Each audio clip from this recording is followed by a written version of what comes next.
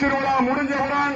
எடப்பாடியார் முதல் கையெழுத்து போட்டவுடன் உங்கள் இல்லங்களிலே 30,000 ரூபாய் பெருமான திருச்சி குளிர்சாதன பட்டி உங்க